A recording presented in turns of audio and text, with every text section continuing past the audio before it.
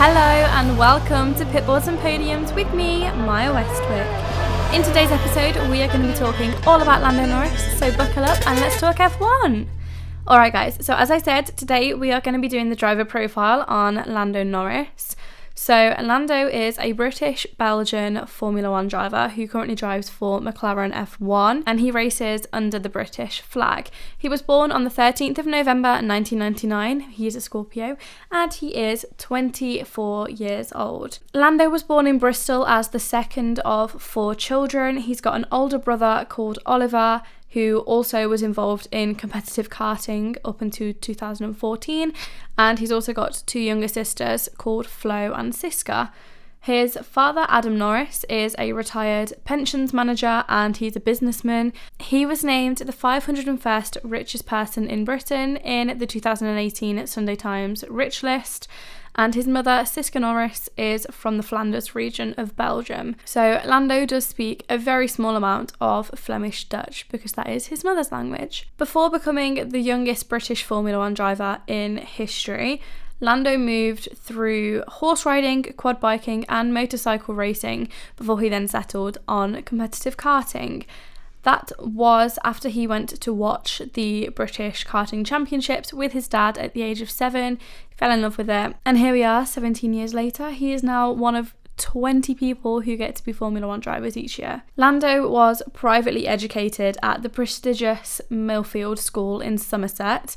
But he did actually leave school without taking his GCSEs in order to focus on racing. His family also moved to Glastonbury to allow him to become a day pupil at the school again so that he could pursue his racing career. It meant that he could take more time off of school and it meant that he wasn't kind of stuck being there as a boarding student or anything like that.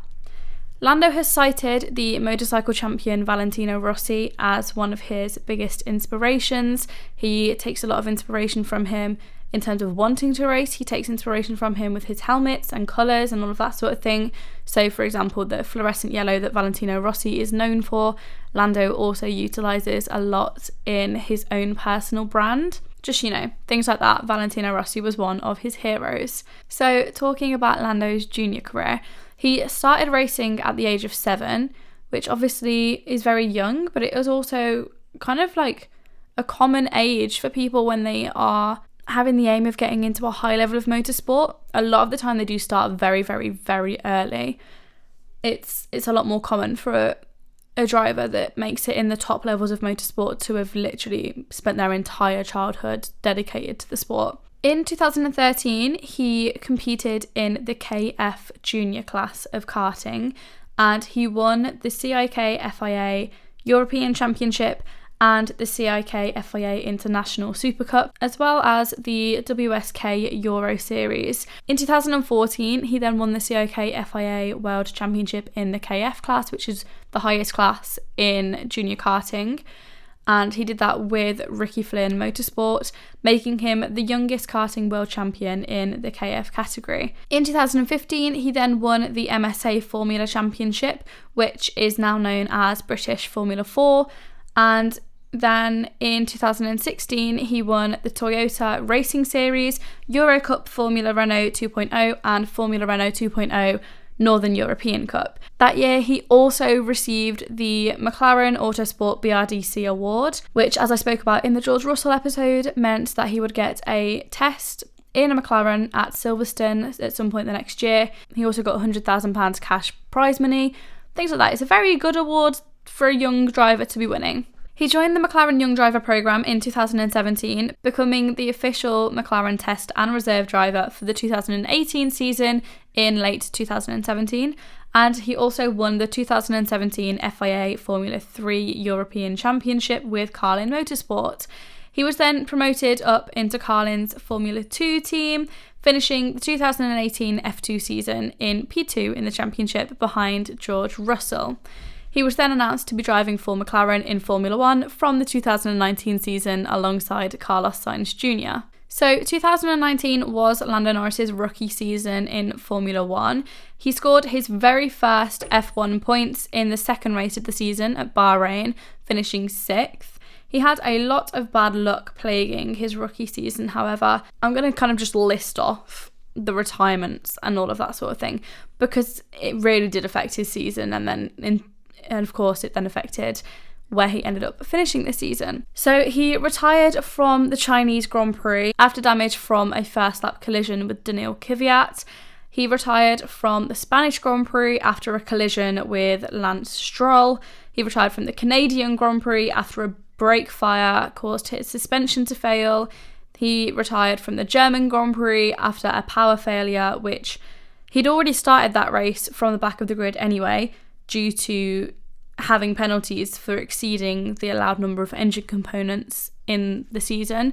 So he literally had new components in the engine and he had to retire from the race with a power failure. Obviously not ideal. He also retired from the Mexican Grand Prix. That was after he had a wheel fitted incorrectly during a pit stop, and the McLaren mechanics they tried to fix it. He was stationary in the pits for 2 minutes trying to rectify the problem before they withdrew him from the race. There was also a few occasions where he didn't have to retire from the race, but he still had bad luck that it really did affect his race result. So he suffered hydraulic problems late in the French Grand Prix and dropped from P7 to being classified as P9. So obviously he's lost a few points there. He suffered a power failure on the last lap of the Belgian Grand Prix and dropped from P5, which is obviously a very good position to be running in, especially in your rookie season, down to P11, which is where he was classified. Of course, you get no points for P11. He was running in 5th at the Japanese Grand Prix before he picked up floor damage from Alex Albon colliding with him, and then he ended up finishing P11. So again, that's another Grand Prix where he was running 5th. Very good position for a rookie to be running in. Ended up getting no points. He ended up finishing P11 in the championship with 49 points. He was outscored by his teammate Carlos Sainz, who scored 96 points, but he did outqualify Sainz in 11 of the 21 races. And he also signed a multi-year contract with McLaren to stay with them until 2022. Then his second season in Formula 1 was the COVID-affected 2020 season. So the season opened in Austria in July due to all of the delays that COVID caused. And obviously it was also a shortened season because, again, of the pandemic. So in the season opener in Austria, he qualified in P4 but was elevated up to P3 after a grid penalty for Lewis Hamilton, which earned him the highest grid position of his career so far, and also McLaren's best grid position since the 2016 Austrian Grand Prix. And then in the race, Hamilton was running in P3. He received a 5-second penalty for causing a collision with Alex Albon. So on the final lap of the race, Lando, who had been running in P4, set the fastest lap of the race and managed to close in on Lewis, closing that gap down to 4.802 seconds. So he crossed the line with that buffer of 0.2 of a second to the 5-second penalty that Hamilton had, meaning that he was then promoted up to finishing on the podium.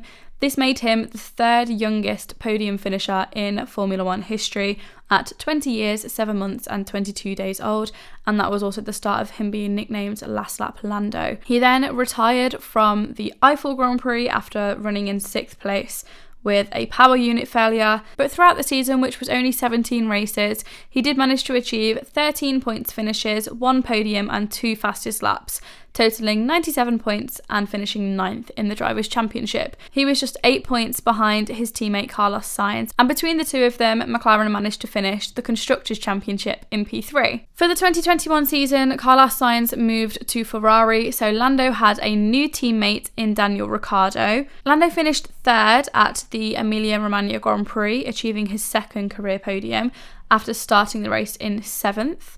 He then claimed his 3rd podium at the Monaco Grand Prix. At the Azerbaijan Grand Prix in 2021, he was issued a grid penalty, demoting him to start that race from 9th. That was for failing to enter the pits during a red flag period in qualifying, which he criticised as being unfair because he deemed that he was too close to the pit entry to safely enter the pits at that time when the red flag was brought out.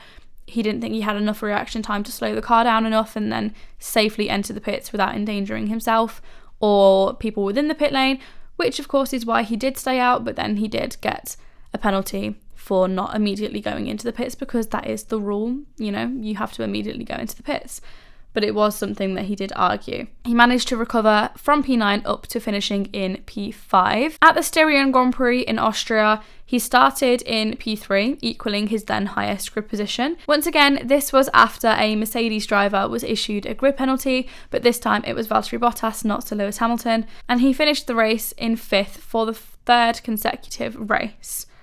The next weekend at the Austrian Grand Prix, he set a time 0.048 seconds slower than pole sitter Max Verstappen, so he started the race in P2. He received a penalty during the race for forcing Perez off track, but he still managed to finish the race in P3. The Hungarian Grand Prix in 2021 was a retirement for Lando. This was due to Bottas basically being a human bowling ball on the first lap going into the first corner. It was a wet track and Bottas just didn't brake in time. He crashed into Lando, who then crashed into Verstappen, and then half the grid crashed, basically. And some people were able to carry on going, some people had to retire immediately. Lando tried to carry on going, but he only managed a couple of laps, and then he too had to retire with damage. At the Italian Grand Prix in Monza 2021, he finished 2nd behind teammate Daniel Ricciardo, securing McLaren's first 1-2 finish since the 2010 Canadian Grand Prix. This, of course, was his best finish in Formula 1 so far. He then took his first F1 pole position at the Russian Grand Prix under inclement weather conditions, and he looked on course to potentially win the race. Lewis Hamilton was chasing him down, and it was very much can he hold him off and win this maiden race, or is Lewis going to get past and win his 100th race? But then in the last few laps it started to rain and Lewis pitted for intermediate tyres. Lando chose to stay out on dry tyres, and he kind of just slid off the circuit because he did not have any grip at all. And eventually he did finish that race in 7th, which obviously he was very disappointed about because he thought he was going to win it. He thought he was going to get his first F1 victory, and he finished in 7th. Hamilton did claim his 100th victory that weekend. At the 2021 Abu Dhabi Grand Prix, the season finale, Lando was one of the 5 drivers who were controversially told to unlap themselves. A decision that he criticised and described as being done for the TV. And he finished the 2021 season with 160 points to Ricciardo's 115, and in P6 in the championship, with 4 podiums, 20 points finishes, 1 pole position and 2 fastest laps. In February 2022, so before the season even began, he signed a contract extension with McLaren until at least 2025. This was after a lot of interest from other teams. I know there's been teams like Mercedes and Red Bull have been circling a little bit, but McLaren wanted to secure Lando, and Lando wanted to prove that he was committed to the team. He has openly said in interviews that, of course, he wants to become a world champion, he wants to win races, but he wants to do those things with McLaren. So if McLaren are able to give him the car to do those things, then I don't see any reason why Lando should want to go anywhere else. Lando achieved McLaren's only podium finish of the 2022 season with a P3 at the Emilia-Romagna Grand Prix. He had to retire from the new Miami Grand Prix after a collision with Pierre Gasly. He came in 6th in Monaco and secured the fastest lap also in Monaco while driving with tonsillitis, and he was actually quite poorly from that. He qualified 15th at the Austrian Grand Prix but recovered in the sprint and the race up to finishing in P7, and he ended the season with a P6 and fastest lap in Abu Dhabi. So at the end of the season he was P7 in the championship with 122 points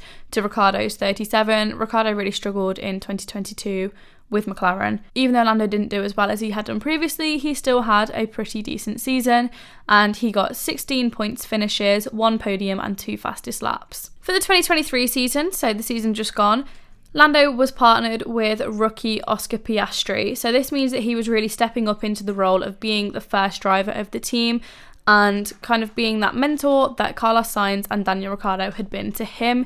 He was now that role towards Oscar. However, McLaren did not bring a very competitive car at the start of the year. Bit of an understatement, to be quite honest. It was not good. Up to the upgrades that they brought for Lando's car at the Austrian Grand Prix, and then the upgrades that they brought beyond that, McLaren had a very, very poor start to the season. with Norris only scoring points in 3 of the 8 races before the Austrian Grand Prix, his highest finish being P6. He was demoted from a points finish at the Canadian Grand Prix, the race before Austria, for unsportsmanlike behaviour for slowing excessively while entering the pit lane to create a gap to Piastri, who was ahead of him already in the pits. But then at the Austrian Grand Prix, with the upgrade package, he managed to finish in P4. The upgrades that Lando got in Austria were then put onto Oscar's car for the next race, which was Silverstone, while McLaren bought further upgrades and put them on Lando's car at Silverstone. And then again, the race after that, they then put them onto Oscar's car, so that by the time it was the summer break, both cars were upgraded. At Silverstone, with these further upgrades, he qualified P2 and actually led the race for 4 laps. I was there. It was beautiful. It felt like longer than 4 laps. In my mind, he led the race for the entire race, but he led the race for 4 laps after he overtook Max Verstappen's Red Bull on the opening lap at Silverstone. The atmosphere, I cannot ever describe that atmosphere to you. Like, I hope you get to feel it one day. I really do. It was incredible. But of course, the rocket ship that was Max Verstappen's RB19, he could not hold it off for much longer than he did. So he ended up finishing the race second, making him the first McLaren driver to finish on the podium at Silverstone since Sir Lewis Hamilton in 2010. The next race in Hungary, he qualified third and defended from Sergio Perez to finish again in second, which actually was his first 2 consecutive podiums in Formula 1. He also at Hungary accidentally broke Max Verstappen's P1 trophy on the podium when he did his signature champagne celebration. It was a handmade Hungarian trophy, like China trophy, that cost around $45,000 and took, I think it was like 6 months of work or something to make. So obviously he apologised for that, and that was later remade and then replaced. But not ideal. Lando started second at the Dutch Grand Prix, again, very good qualifying. But the team decided not to change tyres during a rain shower, which Lando criticised heavily. On his team radio, he was told that he had much better pace than the people that had gone on to wet tyres, to which he swore, and he was just like, are you stupid? Like, are you actually stupid? And he ended up finishing the race in P7 because he was not on the right tyres. He had a run of 4 consecutive podium finishes from Singapore to the US Grand Prix. So he finished P2 in Singapore, P2 in Japan, P3 in Qatar, and P2 in the US Grand Prix at COTA. He finished less than a second behind race winner Carlos Sainz in Singapore, holding off challenges from George Russell and Sir Lewis Hamilton, after Sainz very strategically kept him within DRS range in order to hold off the Mercedes drivers. So Sainz effectively towed Lando to the finish line in return for Lando making sure that George and Lewis couldn't get to him. It was the most incredible display of teamwork from drivers who aren't even teammates anymore that a lot of people have seen in recent years, and multiple teams tried later in the season to replicate it with their actual drivers who are teammates and failed to do so. So that was pretty nice. At the US Grand Prix in COTA, he led a lot of it after qualifying second and passing Leclerc at the start, who qualified on pole, but he was ultimately overtaken by Verstappen and Hamilton.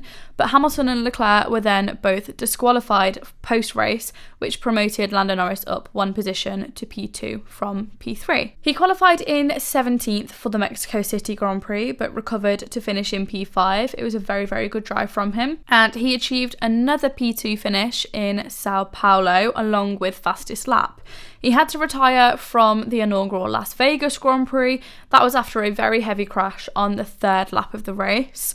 And he was actually taken to hospital for precautionary checks, but he was released on the same day and, he was all good. But it was a very big crash. And then Lando finished the next race, which was the final race of the season in Abu Dhabi, in P5. He scored 205 points throughout the season to Piastri's 97, placing him 6th in the Drivers' Championship. He was actually only 1 point behind finishing 4th because Alonso and Leclerc were both tied on 206 points. Of course, he has 205. and he did score 16 points finishes, 7 podiums and 1 fastest lap. Outside of Formula 1 in terms of racing, Lando has also done a small bit of endurance racing, both physical racing and esports. So he raced the 24 Hours of Daytona in 2018 alongside Fernando Alonso and Philip Hansen, with the team ending up finishing 13th place in their class.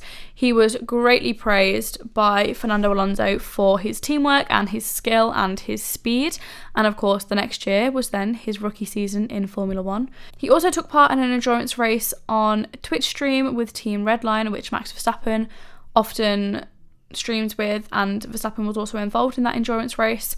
I believe that was to raise money for charity. He just enjoys streaming on Twitch in general. During 2020, because of COVID, he streamed quite a lot, and he often streamed to raise money for charity, including raising $12,000 for the COVID-19 Solidarity Response Fund in support of the World Health Organization. Building off of his love of esports and gaming and all of that sort of thing, he founded Team Quadrant in 2020, combining his interests of esports, content creation and apparel. Lando's also always been very passionate about graphic design. He often says if he wasn't a racing driver, he would be a graphic designer. So all of those things kind of put together formed Team Quadrant, which has just continued to grow and evolve since its formation in 2020.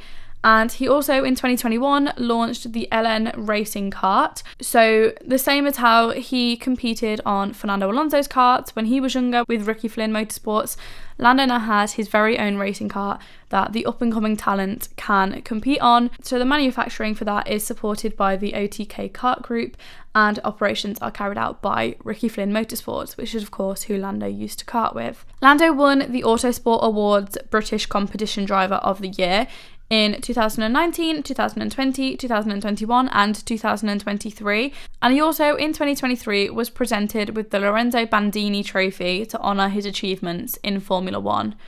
So he is someone that, yes, he hasn't had that first win yet, but people can see he is an incredible driver, and it's only a matter of time before it happens. And he has had an incredible amount of recognition for his talents and for his efforts throughout his career. I think a lot of the time people downplay his achievements and downplay his talents as a way of hating on him. He is someone who receives an incredible amount of hate for very little reason. I mean, there's no reason to be telling people hate anyway, but it's not even hate that has a reason behind it. It's just hatred and jealousy. No matter what he says, he will offend somebody. Of course, he's said things in the past that have been questionable, and he's apologised for things like that. He's never said or done anything that's actually really very out of order. He has quite dry, sarcastic humour, and a lot of the time, especially outside of the UK, that is misinterpreted, whether that's because of cultural barriers, because the people misinterpreting it aren't used to that sort of dry, sarcastic humour, whether that's language barriers because they don't understand the nuance of what he's saying, they just understand the words that he's saying. I don't know, there's always been a lot of immediate hatred for him rather than understanding what he actually said. Like, I know he's made jokes about drivers before and everyone's immediately jumped at him rather than just laughing at the fact that it's a joke, and they're his peers, that they're not going to mind that he's made a joke because they would laugh at it. But yeah, he does often receive a lot of hate unnecessarily. While he and his ex-girlfriend were together, she also received a lot of hate, and he has spoken about how they both would receive hatred and death threats throughout their relationship. You know, he would have kind of crazed fans who were jealous of her, sending her hatred. He would receive hatred himself. It's not an ideal conditions to be trying to have a relationship in. Lando is also someone who has openly spoken about his mental health quite a bit and about how he has struggled in the past. He works alongside Mind a lot after he has openly said that he needed support from them on his road to F1, and, you know, during his career he has had his own mental health struggles and things that he has had to battle, and I think it's very, very good of him that he is doing what he can to raise awareness and to raise money for Mind. He does a lot with Mind. A lot of the time in terms of with McLaren, he'll do things to raise awareness and raise money for Mind. He'll do things with Quadrant for Mind. It's very nice. But I do think people need to be more mindful of what they're saying, because it does feel like he is one of the drivers. There are a few drivers on the grid, and Lando's one of them, that they can't breathe without someone saying that they've done something or said something or breathed the wrong way. Which, of course, yes, hold people accountable when there is something to hold them accountable for, you know? Hold people accountable, of course. Don't just hate people for no reason. I don't understand it. McLaren have started to hype up their 2024 car, so I am just fingers crossed that it's good, it's fast, and it works.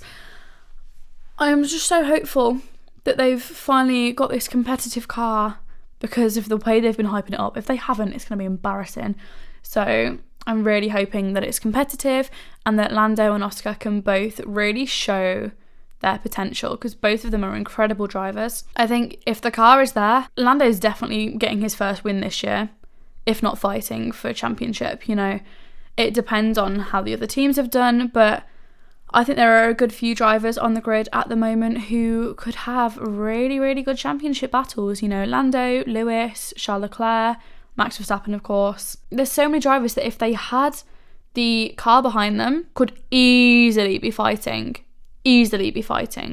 for World Drivers' Championship. And I'm really hoping that 2024 gives us a season where we can go into like the last race of the season and any one of 4 people could still win the championship. Do you know what I mean? But I am very hopeful for what Lando and McLaren have to show for us in 2024. I'm very excited. That was all I was going to say about Lando Norris. So, you know, I've just kind of summarised how he's been doing in Formula 1 and then his junior career and all of that.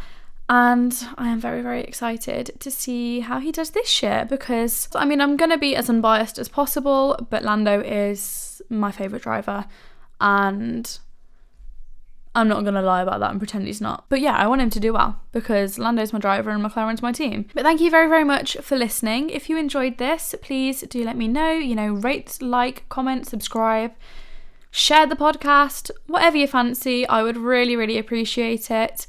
And I will see you in a couple of days for another F1 for Beginners episode. And then we've got Oscar Piastri's driver profile on Sunday. So I'll see you for those. But yeah, thank you again for listening. Bye!